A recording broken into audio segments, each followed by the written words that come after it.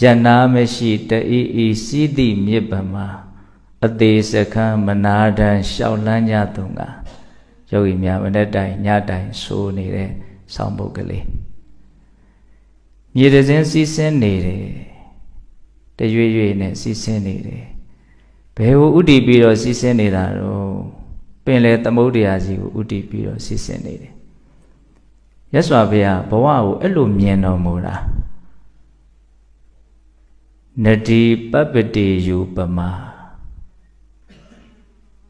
Down take ani, Mia, Ayagani, a shame hone season lare, Midazen, down jam mielo cora. She the gone vari leve, mien gila. Mibiamas eat a mielo. She really see them hope. Do tavarilo mie muso, a shame hone sira. Howla. Below Poa Yaswabia, a shame hone season needed, Midazen lo miene. Yes, Zigo Udi Piro, Tuanida Jacquen Naguen, Shiu Tomavara did the Narorema, Catali de Bocaro, Bonely the Mew Po on Piotare Shata Dandina, Gobalo, Kao, Bazi di Gosera Ewon Zerasa, Mizusa, Ayum Bazin di Panina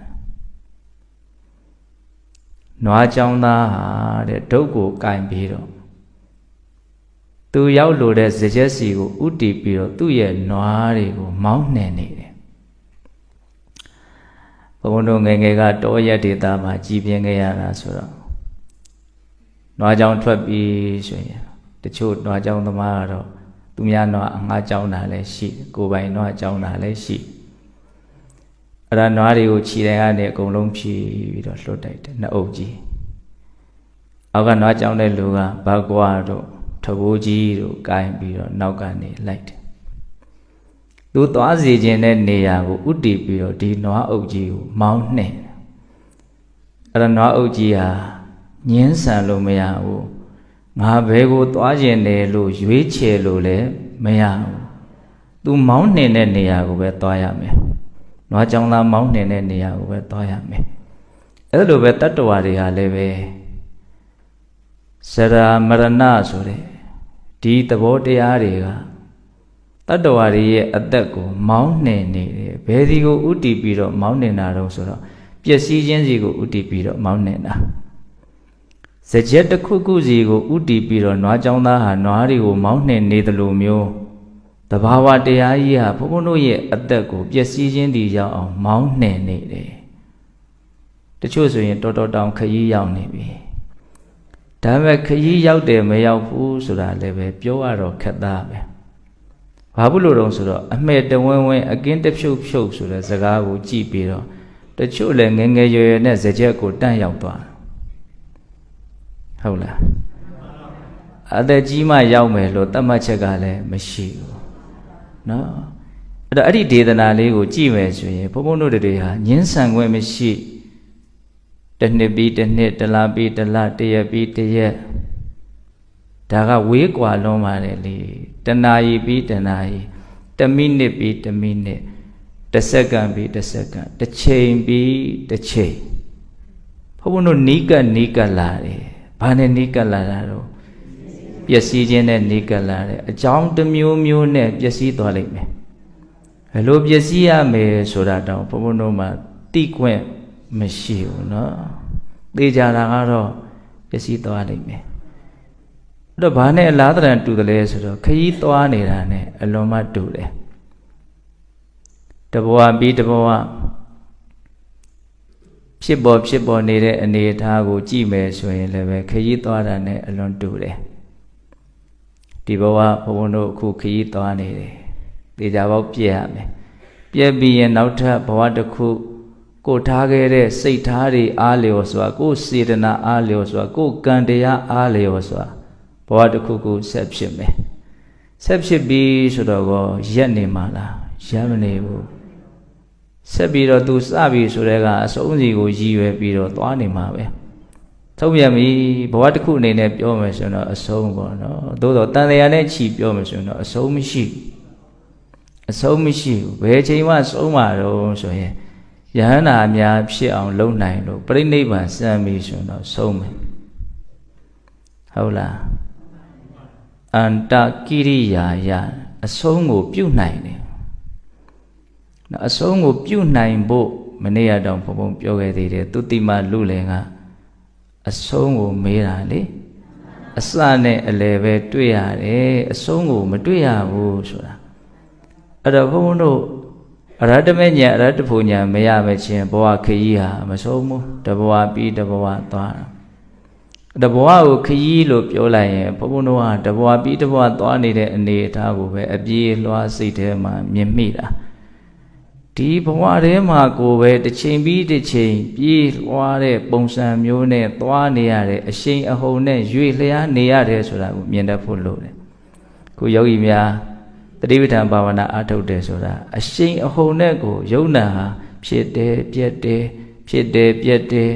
အကြောင်းအားလျော်စွာဖြစ်ပေါ်လာတဲ့ပျောက်ကွယ်သွားတဲ့ဖြစ်ပေါ်လာအလွန်မြန်တဲ့အရှိန်အဟုန်နဲ့သွားတာ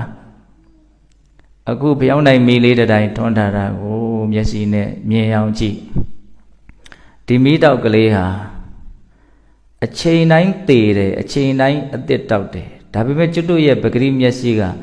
အဲ့ဒီမီးတောက်တစ်ခုနဲ့တစ်ခုကြားသေဆုံးသွားတဲ့အနေထားလေးကိုပိုင်းဖြတ်ပြီးတော့မမြင်နိုင်ဘူးဘာလို့သူအယမ်းမြန်ရှေ့မီးနောက်မီးဆက်နေတယ်မီးတောက်တစ်ခုတည်းမဟုတ်ဘူးဆိုတာကိုနားလည်ဖို့လိုတယ်မီးတောက်တစ်ခုတည်းမဟုတ်ဘူးဆိုတာကိုဖျောင်းစီနဲ့မီးစာအမြဲတမ်းအသစ်အသစ်ဖြစ်နေလို့မီးတောက်ဟာတစ်ခုတည်းမဟုတ်ဘူးဆိုတာကိုသက်သေပြလို့ရတယ်ဟုတ်တယ်မဟုတ်လားနော်ငါးလက်မလောက်ရှိတဲ့ဖျောင်းတိုင်းလေးစထုံးငါစတလက်မလောက်ကုန်သွားပြီဆိုတော့ငါးလက်မလောက်တုန်းကတောက်တဲ့စီနဲ့မီးစာဟုတ်သေးသလားဟုတ်တော့မီးစာအသစ်စီအသစ်ဒါကြောင့်မီးလဲအသစ်ဒါမှကျွတ်တို့မြင်လားမမြင်ဘူးအဲ့ဒါကိုမြင်အောင်ကြည့်ရမယ်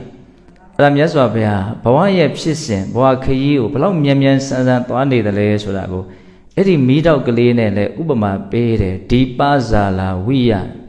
နဒီတောတောဝိယဘုံဘုံတို့ငယ်ငယ်ကစာသင်ခဲ့ရတာတွေထဲမှာဒီစကလုံးလေးတွေပါတယ်ဒီပဇာလာဝိယစီမီးတောက်လေးတောင်းနေသလိုနဒီတောတောဝိယမြည်ရည်အရင်စီးနေသလိုတစ်စက္ကန့်ပြီးတစ်စက္ကန့်အရင်ဟာပြောက်နောက်ဟာရောက်တယ်ဆိုတာလည်းတဏှာရာမှာစုပုံကြိုတင်စီမံထားတာမရှိဘူးအကြောင်းအလျော်ဆိုတာခုဖြစ်ခုပြောက်ပဲသူကဟုတ်လားအဲ့ဒါကိုရိပ်မိအောင်ဘုန်းဘုန်းတို့စ조사နေကြရတာဘဝရဲ့တန်ဖိုးမဲ့ပုံအချီအနီးသဘောဖြစ်ပုံဒီသုံးညာသဘောတွေကိုမြင်ဖို့အတွက်အခုပြောနေတဲ့အနိစ္စသဘောကိုမြင်အောင်ကြည့်ရတယ်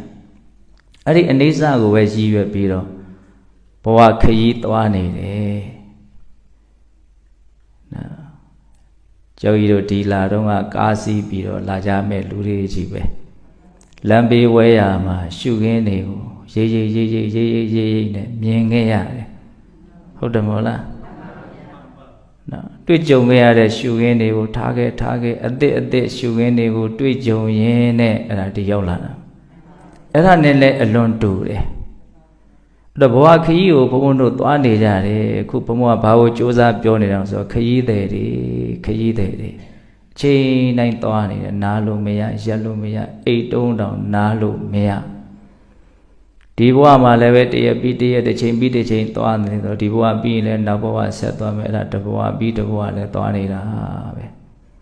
သွားနေပြီဆိုလို့ရှိရင်ဘာဆက်စဉ်းစားရရှိမလဲဆိုတော့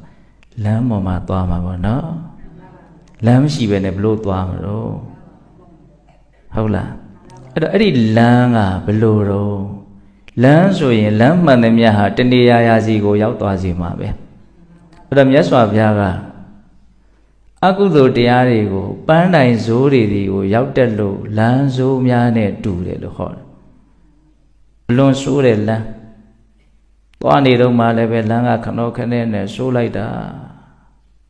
ရမ်းဆင်းရတယ်လမ်းဆိုးတယ်ဆိုတာကလမ်းသွားရခက်တယ်ဆိုတာလောက်ကိုကြီးရည်ရွယ်တာမဟုတ်ဘူးအဲ့ဒီလမ်းဆိုးရင်ဘယ်ရောက်သွားမှာတုံးဆိုတဲ့သူ့ရဲ့ပန်းတိုင်အလွန်ဆိုးတဲ့အတွက်ကြောင့်လမ်းဆိုးလို့လည်းပြောတယ်နားလည်ဖို့လိုရဲ့နော် အကုသိုလ်တရားတွေအကုသိုလ်တရားဆိုတာကမကောင်းတဲ့စိတ်ထားနဲ့တွေးတာမကောင်းတဲ့စိတ်ထားနဲ့ပြောတာမကောင်းတဲ့စိတ်ထားနဲ့လုပ်တာကိုအကုသိုလ်တရားလို့ခေါ်တယ်အဲ့ဒီအကုသိုလ်တရားတွေကိုမြတ်စွာဘုရားလမ်းဆိုနော်ဝိတမမက်ကမညီညွတ်တဲ့လမ်းဒီလိုပြောတယ်နော်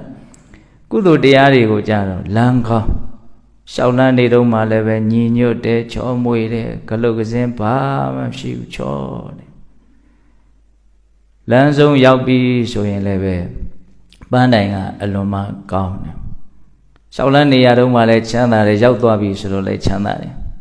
အဲ့ဒီလိုလမ်းမျိုးကိုလမ်းကောင်းခေါ်တယ်နော်အဲ့ဒီလမ်းကောင်းဆိုတာဘာကိုရည်ညွှန်းတာဆိုတော့ကုသိုလ်တရားအဲ့ဒါကုသိုလ်တရားဆိုတာကိုလည်းဘုန်းဘုန်းတို့ပိဋကအမှန်တရားထိစိုက်အောင်တဲ့တဲ့မြင်တဲ့ရမယ်ကုသိုလ်တရားဆိုတာကောင်းတဲ့စိတ်ထားလေးနဲ့တွေးနေတာကောင်းတဲ့စိတ်ထားလေးနဲ့ပြောနေတာကောင်းတဲ့စိတ်ထားလေးနဲ့လုပ်နေတာအဲ့ဒါကုသိုလ်တရားအရေးအကြီးဆုံးကစိတ်ထားလေးပဲနော်ဘာပြောနေတယ်ဘာလုပ်နေတယ်ဘာတွေးနေတယ်ဆိုတာထက်ဘလို့စိတ်ထားနဲ့လုပ်နေတယ်ဘလို့စိတ်ထားနဲ့ပြောနေတယ်အဲ့ဒါပို့ပြီးတော့အရေးကြီးတယ်အဲ့ဒီစိတ်ထားလေးဆိုတာကစေတနာကိုရည်ရွယ်တာသူအရေးပါလို့မို့မြတ်စွာဘုရားအဲ့ဒီစေတနာကိုပဲနော်အကျိုးရလဒ်အမျိုးမျိုးကိုဖြစ်ပေါ်စေမဲ့စွမ်းအားရှိတဲ့ကံတရားလို့စေတနာဟံဘိက္ခဝေကမ္မဝရမိအဲ့တော့ဘုန်းဘုန်းတို့ကခုနခရီးသွားနေတာကိုမြင်ပြီနော်အဲ့ဒီခရီးကိုဘယ်လိုပုံစံမျိုးနဲ့သွားနေတာတော့တနည်းအားဖြင့်ဘယ်လမ်းရှောင်နေတာလဲဆိုတာဘာကိုပြောတာတုံးဆိုတော့ဘယ်လိုစိတ်ထားနဲ့အချိန်ကုန်နေတာတော့စိတ်ထားတစ်မျိုးမျိုးနဲ့တော့အချိန်ကုန်နေတယ်ကျုပ်တို့ဟုတ်လားအဲ့ဒီစိတ်ထားလေးကိုပဲအခြေခံပြီးတော့တွေးခြင်းတွေးနေမယ်သို့မဟုတ်ပြောခြင်းပြောနေမယ်သို့မဟုတ်လှုပ်ခြင်းလှုပ်နေမယ်တွေးတာကိုမနောကံခေါ်မယ်ပြောတာကိုဝစီကံခေါ်မယ်လှုပ်တာကိုကာယကံခေါ်မယ်ကံသုံးပါးအမှုရာကောင်းတဲ့စိတ်ထားတွေကိုအခြေခံပြီးတော့တွေးပြီးပြောပြီးလှုပ်ပြီးဆိုတော့ဒါကုသိုလ်ကံများပေါ့ကောင်းတဲ့လမ်းကြောင်းကိုလျှောက်မကောင်းတဲ့စိတ်ထားကိုအခြေခံပြီးတော့တွေးပြီးပြောပြီးလှုပ်ပြီးဆိုတော့အကုသိုလ်တရားများလမ်းစိုးကိုလျှောက်ဟုတ်လားအဲ့ဒါဘုန်းဘုန်းတို့ကဒီအကြောင်းအရာလေးကိုအခုကြည့်လိုက်ရင်စဉ်းစားလိုက်ရင်ဘုန်းဘုန်းတို့ကဘလို့ပုံပေါ်လာတော့ဆိုတော့လမ်းကအမြဲတမ်းချိန်နေတယ်ဟုတ်လားနော်သွားရင်းနဲ့လမ်းချိန်နေနော်ကျွတ်တို့ယထာဘုဒ္ဓတွေမှာတန်လန်းတွေကိုချိန်ပေးတာတွေရှိတယ်ကျွတ်တွတ်တက်တဲ့နိုင်ငံတွေမှာဆိုရင်တခါတည်းဟိုယထာလာမှတောက်လျှောက်ချိန်နေ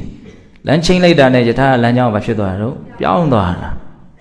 ဟုတ်လားဒါကျွတ်တော့လမ်းကိုအမြဲတမ်းချိန်နေတယ်အကုသိုလ်တရားတွေကိုအောက်လမ်းလို့အကြံဉာဏ်နားလည်ရမယ်ကုသိုလ်တရားတွေကိုအထက်လမ်းလို့အကြံဉာဏ်နားလည်ရမယ်အဲ့တော့ဘုန်းဘုန်းတို့ဘဝခရီးကိုသွားတဲ့နေရာမှာအခြေခံနောက်ထပ်နားလည်ထားစရာလေးတစ်ခုအဲ့ဒါဘာလဲဆိုတော့ဘုန်းတို့အခုသွားတယ်စောစောကပြောခဲ့တဲ့ဥပမာများလို့စီမီတောက်ကလေးတောက်နေတယ်လို့ဖျောင်းနိုင်လေးတောက်နေတယ်လို့ပြီးရင်ကုန်မှာတော့ဒီဖျောင်းနိုင်လေးကဘလောက်ကြာကြာတောက်မှလဲဆိုတာတော့ဖျောင်းနိုင်ဘလောက်ရှည်လဲတိုလဲဆိုတာဘုံမှာမူတည်မှာပေါ့ဟုတ်လားမြည်ရည်စီးနေတယ်ခရီးရောက်နေတယ်ဘယ်အချိန်ပင်လေရောက်မလဲဆိုတာတော့မြင့်တဲ့ပင်လေနဲ့ဘလောက်နီးလဲဆိုတာဘုံမှာမူတည်မယ်ပေါ့တေးကြတာကတော့ပင်လေကိုရောက်သွားမယ်တေးကြတာကတော့ဒီဖျောင်းနိုင်မီးဟာဖျောင်းနိုင်ဟာကုန်းသွားလိမ့်မယ်အဲ့လိုပဲကျွတ်တော့အခုသွားနေတယ်ရောက်သွားလိမ့်မယ်ဘယ်ကိုရောက်မှာတော့ပျက်စီးခြင်းစီပျက်စီးပြီဆိုတော့ပြီးကြရောလားမပြီးဘူးတဲ့ဆက်ပြီးတော့ဘဝဟာဖြစ်လိမ့်မယ်ကျွတ်တော့အဲ့လိုယုံကြည်ထားတာနော်အခုဒီဘဝဆက်ဖြစ်ဒီဘဝစဖြစ်တော့လည်းပဲအရင်ဘဝခရီးတစ်ခုကိုသွားခဲ့ပြီးတော့အဲ့ဒီဘဝခရီးအဆုံးသတ်ပြီးတဲ့နောက်မှာဒီဘဝခရီးစလိုက်တာပဲလို့ကျွတ်တော့အဲ့လိုယုံကြည်ခဲ့တာဒီဘဝအရင်အဲ့ဒီဘဝရဲ့အရင်ဘဝပေါင်းများစွာဖြစ်ခဲ့တယ်လို့ကျွတ်တော့အဲ့လိုယုံကြည်ကြတာနော်ရသော်ဘုရားဖြစ်ပြီဆိုတော့ဘုရားဖြစ်တဲ့ညမှာပုဒ္ဓိအာဆိုပုဗ္ဗေနိဝါဒနုဒ္ဓတိအဘိညာဉ်ဒေဝစကုအဘိညာဉ်အာတဝခေယညာဆိုတော့ထုကေတဲ့ဝိဇ္ဇာညာ၃ပါးရတယ်လို့ကျွတ်တို့ယုံကြည်ကြတယ်နော်ပထမဆုံးရတဲ့ပုဗ္ဗေနိဝါဒနုဒ္ဓတိအဘိညာဉ်ဆိုတာဘာပြောတာလဲဆိုတော့ဖြစ်ခဲ့တဲ့ဘဝအစဉ်တွေကိုပြန်ပြီးတော့အောက်မေ့နိုင်တာအမှတ်ရနိုင်တာဟုတ်လားမနေ့တုန်းကဖြစ်ခဲ့တဲ့ကိစ္စပြန်စဉ်းစားလိုက်ရင်အကုန်လုံးပေါ်လာသလိုမျိုးဖြစ်ခဲ့တာတွေကိုအကုန်သိတာ အဲ့တော့ကျွတ်တို့ကဘဝဟာသေးပြီးရင်မပြီးဘူးဆက်ဆက်ဖြစ်တယ်ဆိုတဲ့အမှန်တရားကိုယုံကြည်ကြတဲ့လူမျိုးယုံကြည်ကြတဲ့အတိုင်းအဝိုင်းကဘာမှာလူအများစုကဘဝရဲ့ပုံမှာအဲ့လိုယုံကြည်တာမဟုတ်ဘူးဘဝဘာလို့ဖြစ်နေတာတော့ဘဝဖျားဖန်ဆင်းလို့ဖြစ်နေတာလို့ယုံကြည်တာဒါသူတို့ယုံကြည်တဲ့ကိစ္စဒါသူတို့ကိစ္စဘုံဘုံတို့ဘာမှကောင်းတယ်ဆိုတဲ့ပြောစရာအကြောင်းမရှိပါဘူးဟုတ်လားအဲ့တော့ဘုံဘုံတို့ယုံကြည်ထားတာအဲ့လိုယုံကြည်တာမဟုတ်ဘဝဟာသေးပြီးရင်ဆက်ဖြစ်မယ်လို့ယုံကြည်တာအဲ့လိုဆိုလို့ရှိရင်အကယ်၍များဘာသာကြားတယောက်ယောက်ကတို့ကတော့ရှင်းတယ်ကွာတို့ကိုဘုရားဖန်ဆင်းထားတာမင်းတို့ကအဲ့လိုယုံကြည်တဲ့လူတွေမဟုတ်ဘူးတဘွားပြီးတဘွားဖြစ်နေတာလို့ယုံကြည်တဲ့လူတွေအဲ့လိုဆိုရင်ဘဝကဘာလို့တဘွားပြီးတဘွားဖြစ်နေရတာတော့လို့မေးမယ်ဆိုရင်ဘယ်လိုဖြေမလို့အဲ့ဒီအဖြေလေးကိုပို့ပြီးတော့မှတ်မိစေခြင်းလို့ဘုန်းကြီးကမေးခွန်းထုတ်ပြီးတော့ခဏရက်နေတာဟုတ်လားအဲ့ဒါဆိုရင်ပို့မှတ်မိမှာနော်ဘဝဘာလို့တဘွားပြီးတဘွားဖြစ်နေတာတော့ဆိုတော့လောဘကြောင့်ဖြစ်တာတဲ့နော်အဲ့တော့လောဘဆိုတာကဘဝရဲ့ပုံမှာဖြစ်ခြင်းတာရခြင်းတာတွေ့တာမမောတာဆွဲလန်းတာမစွန့်နိုင်မခွာရဲဖြစ်နေတာအဲ့ဒါကိုလောဘခေါ်နော်ဘာလို့ဘဝရဲ့ပုံမှာတွေ့တာမမောနေရတာတော့ဆိုတော့ဘဝရဲ့ဆင်းရဲတဲ့သဘောဖြစ်တဲ့ဒုက္ခသစ္စာကိုပိုင်းခြားပြီးတော့သိတဲ့ဉာဏ်မရှိလို့တနည်းအားဖြင့်ဘဝရဲ့ဆင်းရဲတဲ့သဘာဝကိုဆင်းရဲတယ်လို့မသိတဲ့အဝိဇ္ဇာကြောင့်လောဘဖြစ်တယ်ဟုတ်ပြီနော်အဲ့ဒီလောဘကြောင့်အခုဘဝတွေဆက်ပြီးတော့ဘုံဘုံတို့မှာဖြစ်ရမှာအခုလောဘကအကုန်လုံးဒင်ပြီးကြက်ပြီးယာနှုံးပြီးကိုရှိနေတယ်ဘဝပေါ်မှာမမောတဲ့လောဘအဲ့ဒီစွမ်းအင်ကြီးရှိနေတဲ့အတွက်ကြောင့်ဘဝမီးဟာဆက်တောက်လိုက်မယ်ဒီဘဝသိပြီးရင်မရဘူးဟုတ်ပြီနော်အဲ့လိုဆိုရင်လောဘကြောင့်ဘဝဖြစ်တယ်ဖြစ်တဲ့ဘဝတွေကိုဘုံဘုံတို့ဉာဏ်နဲ့စီစစ်ကြည့်မယ်ဆိုရင်အကျဉ်းများဖြင့်သူကအကောင်းဆို2မျိုးကွဲနေဘဝတွေကိုတူရာစုလိုက်မယ်ဆိုရင်လည်းအကောင်းရဲ့အဆိုးရဲ့လို့ကွဲထွက်သွားတယ်ငရဲလိမ့်ဆံပြိတ္တာသူတကယ်အကောင်းတဲ့ဘဝဒုက္ခတိလူဘဝနတ်ဘဝဗြဟ္မဘဝကောင်းတဲ့ဘဝဒုက္ခတိဟောအကျဉ်းမြင်ဘဝ2မျိုးကွဲသွားတယ်။ကဲအဲ့ဒီလိုဘဝတွေကိုအားလုံးခြုံငုံပြီးတော့မကြည့်သေးဘူးလူဘဝတစ်ခုတည်းကိုကြည့်မယ်ဆိုရင်လည်းပဲအကောင်းဆိုးကွဲနေတာကိုတွေ့ရတယ်။လူတွေအလွန်များပြားတဲ့လူတွေတယောက်နဲ့တယောက်တူကိုမတူဘူးဘလောက်မတူကွဲပြားခြားနားနေပါတယ်ပြောအနှစ်ချုပ်လိုက်ရင်အကောင်းရဲ့အဆိုးရဲ့ဒါပဲရုပ်ရည်လှပတာရှိတယ်ရုပ်ဆိုးတာရှိတယ်ပစ္စည်းဥစ္စာနွမ်းပါတာရှိတယ်ပစ္စည်းဥစ္စာပေါ်များတာရှိတယ်ဉာဏ်ပညာထက်တာရှိတယ်ဉာဏ်ပညာတုံးတာရှိတယ်အတိုင်းဝိုင်းကောင်းတာရှိတယ်အတိုင်းဝိုင်းညံ့တာရှိတယ်လူကြီးလူငယ်များတာရှိတယ်လူမုံများတာရှိမျိုးပါပဲတူရဆုလိုက်မယ်ဆိုရင်အကောင်းအဆိုးလို့အကြမ်းပြင်းပြောလို့မရဘူးလားဟုတ်ပြီအဲ့ဒီအကောင်းအဆိုးကိုကြာတော့ဘယ်သူကစီရင်နေတာတော့ဟောနောက်ထပ်မေခွန်းတစ်ခုဘဝကိုတော့လောဘကဖြစ်စေတယ်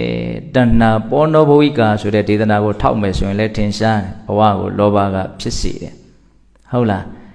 အကောင်းအဆိုးကိုကြာတော့ဘယ်သူကစီရင်နေတာတော့ဆိုတော့သောတော်ကပြောခဲ့တယ်နော်စိတ်ထားလေးစေတနာလေးကောင်းတဲ့စိတ်ထားမကောင်းတဲ့စိတ်ထားအဲ့ဒီစိတ်ထားတွေကိုအခြေခံပြီးတော့ဖြစ်ပေါ်လာတဲ့အတွေးတွေအပြောတွေအလုပ်တွေကံတရားချဲ့လိုက်မယ်ဆိုရင်နော်ကောင်းကံကလည်းပဲကာယကံဝစီကံမနောကံ3မျိုးကွဲထွက်တယ်မကောင်းတဲ့ကံကလည်းကာယကံဝစီကံမနောကံ3မျိုးပေါင်းထွက်တယ်အခြေခံအဖြစ်တော့ကောင်းတဲ့စိတ်ကိုအခြေခံပြီးတော့ဖြစ်ပေါ်လာတဲ့ကံမကောင်းတဲ့စိတ်ကိုအခြေခံပြီးတော့ဖြစ်ပေါ်လာတဲ့ကံဆိုတာအလုပ်ပေါ့နော်အဲ့ဒီကံတရားကပဲဘုန်းဘုန်းတို့ကိုကောင်းအောင်ဆိုအောင်စီမံတာအဲ့တော့ကိုယ့်ကိုကောင်းအောင်ဆိုအောင်စီမံမဲ့ကံတရားအဲ့ဒီကံတရားကိုဘုန်းဘုန်းတို့အချိန်တိုင်းမလုပ်နေတော့လုံနေကြတယ်ရက်ထားလို့ရသလားအဲ့ဒါဘာလဲဆိုတော့ဘဝခရီးကိုသွားတဲ့နေရာမှာဘုန်းဘုန်းတို့လမ်းကြောင်းလေးတွေအမြဲတမ်းချိန်နေတယ်လမ်းကြောင်းလေးတွေကတဲ့တဲ့အခါတဲ့တယ်လွယ်တဲ့အခါလွယ်တယ်တနည်းအားဖြင့်လမ်းကဆိုးတဲ့အခါဆိုးတယ်ကောင်းတဲ့အခါကောင်းတယ်အဲ့ဒါကောင်းတဲ့စိတ်ထားလေးနဲ့တွေးပြီးပြောပြီးလုပ်ပြီးဆိုအဲ့ဒါလမ်းကောင်းလေးပေါ်သွားတယ်သွားရတော့လဲတတ်သားတယ်အဆင်ပြေတယ်ရောက်မဲ့ပန်းတယ်ကလည်းအကောင်းပဲဟုတ်လားမကောင်းတဲ့စိတ်ထားနဲ့လုပ်မယ်ပြောမယ်ဆိုရင်တော့သွားနေတော့လည်းပဲဆင်းရဲတယ်ပူလောင်တယ်ရောက်ပြီဆိုတော့လည်းပဲပိုးတောင်ကြောက်မွက်ဖွယ်ရကောင်းတဲ့အခြေအနေတရက်စီကိုရောက်သွားမှာနော် အဲ့တော့ဘုန်းဘုန်းတို့တော်တော်ကြီးသဘောပေါက်သွားပြီနော်ဘဝဟာခရီးဆိုရင်တော့လမ်းကြောင်းတစ်ခုခုပေါ်ကိုသွားနေလိမ့်မယ်သွားတဲ့လမ်းကြောင်းကအကျဉ်းမြင်ဘယ်နှမျိုးကွဲထွက်နှစ်မျိုးလမ်းဆိုးရဲ့လမ်းကောင်းရဲ့ဘာကိုပြောတာလဲဆိုတာကိုဒီပေးသက်မညံ့မအောင်သိပါနော်အဲ့လိုဆိုလို့ရှိရင်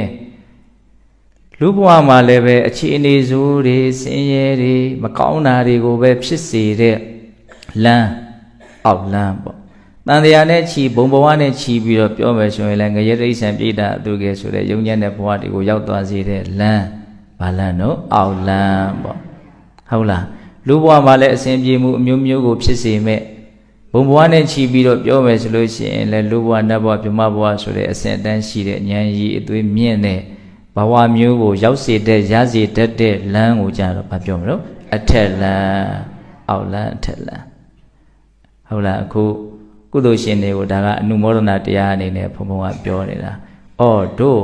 ကောင်းတဲ့စိတ်ကလေးမွန်မြတ်တဲ့စိတ်ကလေးကိုအခြေခံပြီးတော့နော်လှုပ်နေတာပြောနေတာတွေးနေတာဟုတ်တယ်မဟုတ်လား။တော့ဆုံးကပ်မယ်လို့ပြောလိုက်တယ်။ဒီအပြောရဲဖို့မလွယ်ဘူးဟုတ်တယ်မဟုတ်လား။ပြောပြီးရင်လှူရမှာလေ။အဲ့ဒါလှူမယ်ဆိုတဲ့စိတ်ရှိပြီးတော့မှသာလေဆုံးဖြတ်ပြီးတော့မှသာလေပြောနိုင်တာပေါ့ဟုတ်လား။အဲ့ဒီအပြောမပြောခင်ကဆုံးကတ်ခြင်းတယ်ကွာယောဂီတွေကိုတမင်ကျွေးခြင်းနဲ့အာဟာရကျွေးခြင်းနဲ့ဆိုတဲ့စိတ်တွေကြိမ်ပန်များစွာဖြစ်ပြီးမှဟုတ်ပြီငါလှုပ်တော့မယ်လို့ဆုံးဖြတ်ချက်ကဖြစ်လာအဲ့ဒါမဖြစ်ခင်မှာတွေးကြံနေတာဗါတွေတော့မနောကံပါနော်အဲ့ဒါလိုမျိုးမနောကံကာယကံဝစီကံဒီနာတွေရက်နေလို့လည်းပဲအကောင်ထဲရမှာပေါ်သေးဘူးလက်တွေ့လည်းပဲကြောင်းလာပြီးတော့လူမဲတမ်းမဲဗါတွေတော့မွန်မြတ်တဲ့စိတ်ဓာတ်ကိုခြေခံပြီးတော့ဖြစ်ပေါ်လာတဲ့မနောကံဝစီကံကာယကံအဲ့ဒါဘာလမ်းတော့အထက်လမ်းတဲ့ဘဝနဲ့ချီပြောမယ်ဆိုရင်လည်းကောင်းတဲ့ဘဝကိုရောက်စေတတ်တယ်လူဘဝတစ်ခုတည်းကိုကြည့်ပြီးတော့ဝေဖန်မယ်ဆိုရင်လည်းကောင်းကျိုးချမ်းသာအမျိုးမျိုးကိုဖြစ်ထွန်းစေတတ်တယ်သူရဲ့စွမ်းအင်ပေါ့နော်အဲ့တော့ဒါကဘာလဲဆိုတော့ခရီးသည်တွေဟာငါဘယ်လမ်းရှောင်နေသလဲဘယ်လမ်းကိုအရှောင်များသလဲဒါလေးကိုဘုံဘုံတို့ဝေဖန်စီစစ်ပြီးတော့လမ်းဆိုးကိုရှောင်ကျင်ပြီးတော့လမ်းကောင်းကိုရှောင်နိုင်ဖို့ဟုတ်လားတရားကဒီတင်မရက်သေးဘူးနောက်ထပ်ပိုးပြီးတော့အရေးပါတဲ့စီကိုဆက်ရအောင်မယ်အဲ့ဒါကဘာလဲဆိုတော့နော်ဘဝမှာလမ်းကအောက်လမ်းအထက်လမ်းနေရှိတာမဟုတ်ဘူးတဲ့နောက်ထပ်လွတ်မြောက်လမ်းလို့ရှိသေးတယ်တဲ့အဲ့ဒီလမ်းကတော့တော့တမ္မာတန်ဗုဒ္ဓဖရာများပွင့်လာမှသာလေတော့ညွန်ပြနိုင်တဲ့လမ်းသိခွင့်မြင်ခွင့်ရတဲ့လမ်းပေါ့အခုပြောခဲ့တဲ့အောက်လမ်းအထက်လမ်းဆိုတာကတော့ဘုရားသာသနာပြင်ပဘုရားမပွင့်ခင်သာသနာ့ဘကာလမျိုးမှာလည်းပဲသိနိုင်တယ်မြင်နိုင်တယ်ဟုတ်လားတချို့ကမ္မဝါဒီသူတော်ကောင်းတွေရှိတယ်ဟုတ်လားအဲ့တော့အခုပြောမယ်လွတ်မြောက်လမ်းနဲ့အဲ့တော့လွတ်မြောက်လမ်းဆိုတာကဘာကိုပြောတာတုံးဆိုတော့မဂ္ဂင်၈ပါးကိုပြောတာမဂ္ဂင်၈ပါးဆိုတာကဒီခန္ဓာရဲ့သဘောတဘာဝကိုအမှန်တိုင်းသိအောင်မြင်အောင်နိမန်လမ်းမှကြိုးစားအထုတ်လို့သိတဲ့မြင်တဲ့သဘောလေးဖြစ်လာတယ်အဲ့ဒီသိတဲ့မြင်တဲ့သဘောလေးကိုချိန်ဖန်များစွာပွားများတယ်အဲ့ဒါလွတ်မြောက်လမ်းကိုလျှောက်တာဒီခန္ဓာရဲ့သဘောတဘာဝကိုနိမန်လမ်းမှအမှန်တိုင်းသိအောင်ကြည့်တယ်ဆိုတဲ့နေရာမှာနိမန်လမ်းမှဆိုတာတတိပဋ္ဌာန်ဘာဝနာကိုရည်ရွယ်တာနော်ဘာပဲဖြစ်ဖြစ်အဲ့ဒါလေးကိုအာယုံစိုက်ပြီးသိနေတယ်အဲ့ဒီအလေးအကျင့်ကိုလေ့ကျင့်ပံများလို့ရှိရင် तू တိနေတဲ့အရာတွေဟာတည်မြဲနေတဲ့အရာတွေမဟုတ်ဘူးဆိုတာကို तू နားလေတယ်ဟုတ်လားတော့ဒါဟာငါပဲဒါဟာငါဥစ္စာပဲလို့စွဲမဲ့เสียကောင်းတဲ့အရာတွေမဟုတ်ဘူးဆိုတာလည်းနားလေတယ်စွဲလို့ကိုမရဘူးစွဲချိန်တောင်မရှိဘူးကိုကသူ့စွဲမယ်ဆို तू ကမရှိတော့နောက်ထပ်တစ်မျိုးဖြစ်နေပြီတကယ်ကဘုန်းဘုန်းတို့ကပြောင်းလဲမှုကိုအဲ့ဒီလောက်ထိမြန်ဆန်ပြောင်းလဲနေတဲ့သဘာဝကိုမြင်ပဲဆိုရင်တော့စွဲမဲ့မှုကိုတမင်တကာဖယ်เสียတောင်မလို့ဟုတ်တယ်မဟုတ်လားအဲ့တော့ကိုကနီးမှန်လမ်းမှန်ကြည်တယ်ဆိုတာတတိပဋ္ဌာန်ဘာဝနာကိုရည်ရွယ်တာအဲ့လိုကြည်လို့ဩဒါပြောင်းလဲသွားတဲ့အရာပဲတည်မြဲနေတဲ့အရာမှမဟုတ်ပဲနောက်ထပ်အသစ်တစ်ခုဖြစ်လာတယ်သူလဲသွားတာပဲနောက်ထပ်အသစ်တစ်ခုဖြစ်လာတယ်သူလဲသွားတာပဲဘယ်အရာမှရက်နေတာတီးနေတာမရှိဘူးအဲ့ဒီသဘောကိုမြင်လို့ရှိရင်ဒါကိုတမ္မာဒိဋ္ဌိလို့မှတ်ပါလို့ခန္ဓာဘဂတန်ယုတ်ပါဠိတော်မှာမြတ်စွာဘုရားဟောထားတယ် မမြဲတည်တာလင်ဖြစ်သောရုပ်တရားကိုမမြဲတည်တာလင်ဖြစ်သောဝေဒနာတင်ညာသင်္ခါရဝိညာဉ်အစရှိတဲ့နံတရားကိုမမြဲဘူးလို့သိရင်အဲ့ဒါကိုတမ္မာဒိဋ္ဌိလို့မှတ်အမြင်မှန်တယ်ပေါ့နော်အဲ့ဒီအမြင်မှန်ဖြစ်လို့ရှိရင်တမ္မာသင်္ကပ္ပအတွေ့အကြံလဲမှန်မယ်တမ္မာဝါစာတမ္မာကမ္မန္တတမ္မာအာဇီဝအပြောလဲမှန်မယ်အလုပ်လဲမှန်မယ်တမ္မဝါကြောင့်မူလဲမှန်မယ်တမ္မာဝါယမတမ္မာတတိတမ္မာသမာဓိအထုတာလဲမှန်မယ်အောက်မေ့တာလဲမှန်မယ်တည်ငြိမ်တာလဲမှန်မယ်အမှန်တည်းဆက်သွားတယ်အဲ့ဒီရှင်းမျိုးကိုဒီဘဝဒုက္ခတွေကနေလွတ်မြောက်သွားစေတတ်တဲ့အတွက်ကြောင့်သူ့ကိုလွတ်မြောက်လမ်းလို့ဒီလိုနားလဲရမယ်ဟုတ်လားအဲ့တော့ဒီနေရာမှာဒီလမ်းကိုရှောက်ချင်စိတ်ပေါက်အောင်နော်ရှောက်ချင်စိတ်ပေါက်မှလဲရှောက်မှလည်းပဲလွတ်မြောက်မှာဟုတ်အဲ့တော့လွတ်မြောက်ဖို့အတွက်ရှောက်ဖို့လိုတယ်ရှောက်ဖို့အတွက်ရှောက်ချင်စိတ်အစကနဦးမှာထက်သန်ဖို့လိုတယ်တရားနာတဲ့ကိစ္စမှာအဲ့ဒါပိုအရေးကြီးတယ်လို့တောင်ကြုတ်ကထင်တယ်လွတ်မြောက်ခြင်းစိတ်ကလေးပေါက်ဖို့ဟုတ်လားဒီစိတ်မပေါက်ရင်ဘာမှရှေ့ဆက်သွားလို့မရအောင်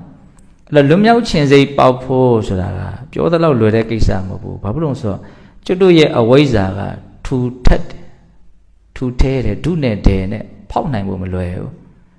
အဝိဇ္ဇာတဲ့လားဆိုတော့မဟုတ်ဘူးဘာဘာချမ်းရန်ထားလို့ဆိုတော့တဏှာပါချမ်းရန်ထားတယ်ဘဝပေါ်မှာအရန်ကိုပဲမက်မောထားတယ်ဘာလို့မမောတာတော့ဆိုသူ့ရှေ့မှာအဝိဇ္ဇာရဲ့လှည့်စားချက်ကအရန်အားကြီးတယ်ကောင်းတယ်လို့ပဲသတင်းပေးနေတယ်ဘဝကိုကောင်းတယ်လို့ပဲသတင်းပေးနေတယ်ဘဝကိုကောင်းတယ်လို့သတင်းပေးတာတွေများလေဘဝကိုကြိုက်တယ်ဆိုတာတွေကတခါတည်းပါပြီးသားပဲသတင်းပေးသမားလည်းအမှားပဲပေးတယ်နော်ယုံတဲ့လူကလည်းမိုက်ကန်ယုံတယ်ဟုတ်လားအဲ့ဒီအလွဲအမှားကြီးကိုအရင်ကုစားရမှာနော်ဟုတ်လားအဲ့ဒါကုတရားအထုတ်တာအဲ့ဒါကုစားတာလို့လည်းပြောလို့ရတယ်အဲ့ဒီအဝိဇ္ဇာနဲ့တဏှာအလွန်မှထူထပ်တဲ့အတွက်ကြောင့်ဘုန်းဘုန်းတို့ဘဝကလွတ်မြောက်ခြင်းစိတ်ပေါက်ဖို့ဆိုတာတဲမလွယ်လှဘူးဆိုတာအဲ့ဒါကြောင့်ပြောတာမြတ်စွာဘုရားဘယ်လောက်ထိတောင်ဟောတော့ဟောဒီအဝိဇ္ဇာလောက်ဖုံးပိတ်ထားတဲ့အရာတခြားတရားတစ်ခုငါမမြင်ဘူးလို့နတ္ထေညောဧကဓမ္မောပိယေနေဝနိဟုတာပဇာဒါလောက်တတ္တဝါတွေကိုဖုံးပိတ်ထားနိုင်တဲ့အရာတခြားမရှိဘူးလို့ဟောအဝိဇ္ဇာပေါ့နော်တဏှာကိုကြတော့ဘယ်လိုဟောတော့တဏှာဒုတိယပုရိသောဒီကမတ္တနာတန္တရာအဟောရတံတန္တရန္တိတာတုတာသေဝဇာတိတုနော်တဏှာဆိုတဲ့ဒုတိယမြောက်အဖော်ကျတို့ကသူ့ကိုပဲအဖော်ပြုပြီးတော့သွားတဏှာကြတော့အဖော်လို့သုံးတယ်နော်ဒုတိယမြောက်အဖော်အဲ့ဒီအဖော်ရှိနေသေးသမျှဘဝခရီးကိုဘယ်တော့မှမရက်ရဘူးအဲ့ဒါဆက်သွားမယ်အဟောရတံတန္တရန္တိအဟောရတံနေညဘယ်တော့မှမပြီးနိုင်ဘူးသွားမယ်နော်ဒါကြောင့်မလို့မြတ်စွာဘုရားတဏှာလောက်ဘဝကိုဆက်ပြီးတော့ဖြစ်စေတဲ့အရာမရှိဘူးဆိုတဲ့သဘောမျိုးပြောတာအဲ့ဒီအဝိဇ္ဇာနဲ့တဏှာအားကြီးတဲ့အတွက်ကြောင့်ဘဝကနေလွတ်မြောက်ခြင်းစိတ်ပေါက်ဖို့ဘဝချုပ်ငြင်းခြင်းစိတ်ပေါက်ဖို့ဆိုတာမလွယ်ဘူးလို့ပြောတာဟုတ်လားအဲ့လိုဆိုရင်ဘဝချုပ်ငြိမ်းခြင်းသိပေါက်ဖို့မလွယ်တော့လည်းပဲဘုန်းဘုန်းတို့ကတော့ဖြစ်အောင်လုပ်ရမယ်ပေါ့နော်မလွယ်တော့လည်းပဲဖြစ်အောင်လုပ်ရမယ်ဆိုတော့ဘယ်လိုလုပ်ရမှာတော့ဘဝရဲ့အကြောင်းကိုပဲသိအောင်မြင်အောင်ကြိုးစားရမယ်ဘဝဟာကိုမျှော်မှန်းထားတဲ့အတိုင်းဒုက္ခသောမနတ္တတို့ဖြစ်တာလည်းပြည်နေတဲ့အရာမဟုတ်ဘူးတစ်ဖက်မှာဒုက္ခဒေါမနတ္တတို့သာလည်းဒင်းဉဏ်ပြည်ရှိနေတဲ့အရာဖြစ်နေတဲ့အရာဟုတ်တယ်မဟုတ်လားနာကျင်ခံခတ်မှုတွေသေဆုံးမှုတွေချစ်ရတဲ့အရာတွေနဲ့ခွဲခွာရမှုတွေအပိတက်ပြီးတော့ပဲသွားနေရတဲ့သဘောလေးပဲဘဝကဟုတ်လားအဲ့ဒီသဘောတွေကိုဘုန်းဘုန်းတို့ကနက်မြင်အောင်ကြိုးစားပြီးတော့ဒါကြောင့်ဘုရားအစရှိတဲ့အရိယာသူတော်ကောင်းကြီးတွေကဘဝရဲ့မကောင်းတဲ့သဘာဝကိုတကယ်မြင်သွားလို့လေသူတို့စိတ်ကဖြူစင်သွားခဲ့ကြတာတကယ်ချမ်းသာတဲ့နိဗ္ဗာန်ကိုသူတို့မျက်မှောက်ပြုကြတာဆိုက်ရောက်ကြတာဒါကြောင့်တတ္တဝါတွေကိုသူတို့လိုပဲတကယ်ဒုက္ခဖြစ်နေတဲ့ဒီဘဝကနေလွတ်မြောက်စေခြင်းညတာကိုလို့အဲ့လိုလေးဘုန်းဘုန်းတို့ကနားလည်မှုရှိရမယ်နော်နားလည်မှုရှိရမယ်ဒါဘဝကလွတ်မြောက်ခြင်းစိတ်ပေါက်ဖို့ဆိုတာကတော့ဒီ5 မိနစ်လောက်ပြောတဲ့အချိန်လေးအတွင်းမှာလိပ်ပတ်လဲအောင်ပြောဖို့တော့မဖြစ်နိုင်ဘူးပေါ့နော်ဘဝကိုညီငွေခြင်းတယ်ဆိုလို့ရှိရင်ဘဝရဲ့အကြောင်းကိုအမှန်သိအောင်လုပ်ဖို့မှတပါအခြားမရှိဘူးအဲ့ဒါဘဝရဲ့ဖြစ်ပေါ်လာတဲ့သဘောရှင်းရတဲ့သဘောနာကျင်ခံခတ်မှုကျင်ရတဲ့သဘောပျက်စီးရတဲ့သဘောဒီသဘောတွေကိုစဉ်းစားရင်တော့ဘ ဘဝကလွတ်မြောက်ခြင်းစိတ်ဖြစ်ပေါ်နိုင်တယ်လို့သံဝေကရာကြောင့်တရားအနေနဲ့မြတ်စွာဘုရားဟောထားတာတွေရှိတယ်အဲ့ဒါတွေကိုလက်တွေ့အသုံးချကြည့်ပါနော်စိတ်ကမှန်ကန်တဲ့အရာကိုသူ့ကိုသိခွင့်မပေးလို့တနည်းအားဖြင့်ဒီစိတ်ကိုမှန်ကန်တဲ့တရားနဲ့တွေ့မပေးလို့ तू ကနားမလဲတာပါတကယ်လို့သာသူ့ကိုမှန်ကန်တဲ့အရာနဲ့တွေ့ပေမယ်ဆိုရင် तू လည်းပဲနားလည်မှုရသွားမှာမှန်ကန်တဲ့အရာပါတော့တပတ်မွေးဖွားခြင်းပုံမင်းခြင်းရောခြင်းနာခြင်းခံခတ်မှုကြုံရခြင်းပြီးတော့မရှုမလပျက်စီးသွားခြင်းဇာတိစရာဗျာတိမရဏနော်ဒီအယောဂံတရားအခြေခံတရားတွေကိုပဲဘုန်းဘုန်းတို့ရဲ့စိတ်ကိုကျွမ်းကျင်အောင်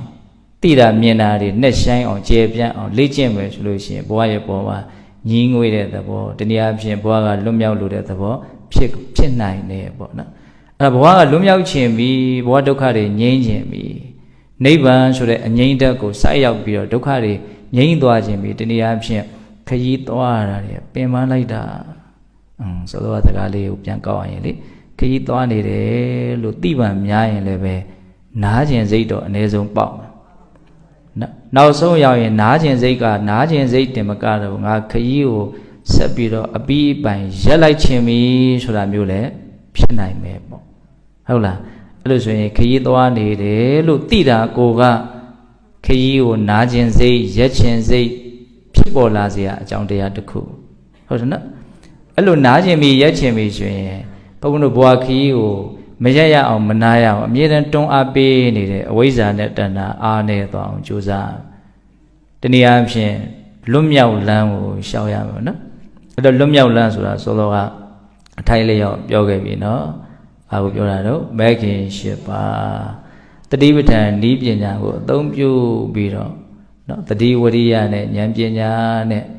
ဒီခန္ဓာဒီဘဝဒီသဘောတွေရဲ့ဖြစ်စဉ်ကိုစဉ်ဆက်မပြတ်အောက်မေ့အမှတ်ရအတိတရားလေးနဲ့နေမယ်ဆိုရင်မှန်ကန်တဲ့နားလည်မှုတွေဖြစ်ထွန်းလာမယ်နော်မှန်ကန်တဲ့နားလည်မှုတွေဖြစ်ထွန်းလာတာကိုပဲအဲ့ဒါမဲခင်လမ်းကြောင်းပေါ်ရောက်သွားတယ်လို့ပြောရတာပေါ့ဟုတ်ပြီနော်အဲ့လိုဆိုရင်မြတ်စွာဘုရားရဲ့အဆုံးအမသာသနာနဲ့တွေ့တဲ့အခါမှာလွတ်မြောက်လမ်းကိုရှောင်နိုင်မှသာလျင်မြတ်စွာဘုရားရဲ့အလိုတော်ပြည့်ပြည့်ဝဝနော်ဘုန်းဘုန်းတို့လိုက်နာရရောက်မယ်လို့ဒီလိုလည်းပဲနားလည်ရမယ်ပေါ့ဟုတ်ပြီနော်အဲ့တော့အောက်လမ်းကတော့လုံးဝမလျှောက်တဲ့နဲ့လမ်း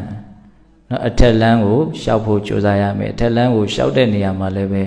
လွတ်မြောက်လမ်းစီကိုဥတည်ပြီးတော့လျှောက်ရမယ်ဒီအထက်လမ်းကလွတ်မြောက်လမ်းကိုပြောင်းလိုက်ရင်လည်းသူကလွယ်တယ်။မဂ္ဂင်၈ပါးကိုပွားများတာကတော့ဓာတ်ရိုက်အငြိမ့်တဲ့နိဗ္ဗာန်စီကိုဆက်ရောက်ဖို့အတွက်လမ်းလျှောက်တာပေါ့နော်။ဘုန်းဘုန်းတို့ကောင်းမှုပြုပြီးတဲ့အခါမှာဣဒံမေပုံညာနိဗ္ဗာန်တပစ္စယောဟောတုလို့ဘဝဒုက္ခရဲ့အပေါ်မှာနော်နားလည်မှုနဲ့ဒီဘဝဒုက္ခချုပ်ငြိမ်းခြင်းနဲ့စိတ်နဲ့လုံမယ်ဆိုရင်လေ